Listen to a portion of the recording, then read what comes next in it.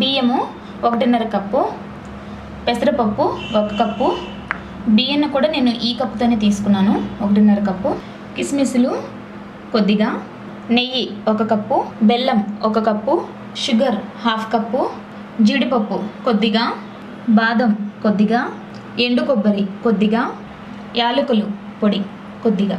తయారు చేసుకునే విధానం చూద్దాము. ముందుగా స్టవ్ వెలిగించి పాన్ పెట్టుకొని 1 టేబుల్ స్పూన్ నెయ్యి వేసుకోవాలి.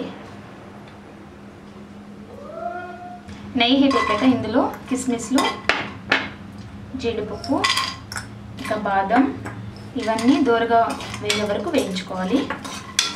దోరగా వేగాయి వేరొక బౌల్లోకి తీసుకోవాలి.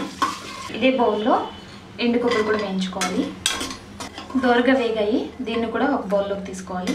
ఇదే ప్యాన్లో ఇంకొక టేబుల్ స్పూన్ నెయ్యి వేసుకొని పెసరపప్పు అలాగే రైస్ ఇది కూడా వేసి దోరగా వేయించుకోవాలి. కొంచెం ఫ్రై అయిన తర్వాత ఇందులో 5 కప్పులు వాటర్ పోసుకోవాలి. రైసు పప్పు 2.5 కప్పులు కాబట్టి నేను 5 కప్పులు వాటర్ తీసుకుంటున్నాను.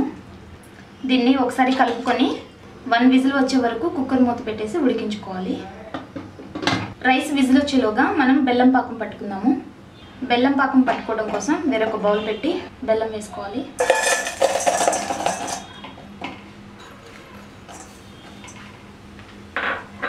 అలాగే షుగర్ కూడా వేసుకోవాలి.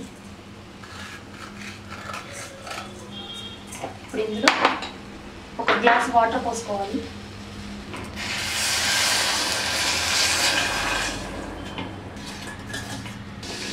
ఇప్పుడు ఈ గడ్డలు మొత్తం కరిగిపోయే వరకు దీన్ని తిప్పుకుంటూ ఉండాలి. చూసారు కదా పాకం రెడీ అయిపోయింది. ఇప్పుడు దీన్ని పక్కన పెట్టుకుందాము. 1 విజిల్ వచ్చేసింది. రైస్ కుక్ అయిపోయి ఉంటుంది. ఓపెన్ చేసి చూద్దాము.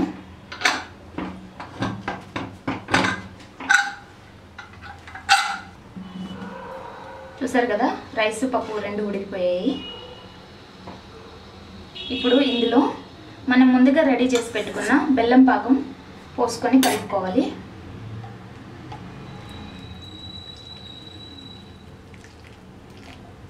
పాకం మొత్తం రైస్కి పట్టే విధంగా కలుపుకోవాలి. ఇప్పుడు ఇందులో మనం ఇందాక నెయ్యిలో వేయించి పెట్టుకున్న అన్ని జీడిపప్పు, కిస్మిస్, బాదం అన్నీ కలుపుకోవాలి. వేసుకొని ఎండు కొబ్బరి కూడా వేసేసుకోవాలి. యాలకుల పొడి కూడా వేసుకోవాలి. అన్నీ కలుపుకోవాలి. చివరిగా నెయ్యి వేసుకోవాలి.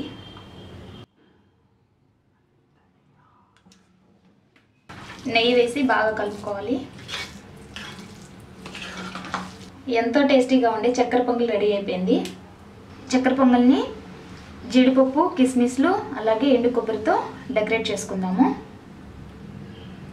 మరిన్ని వంటల కోసం అమ్మ రెసిపీస్లో సబ్స్క్రైబ్ కాగలరు. ధన్యవాదములు.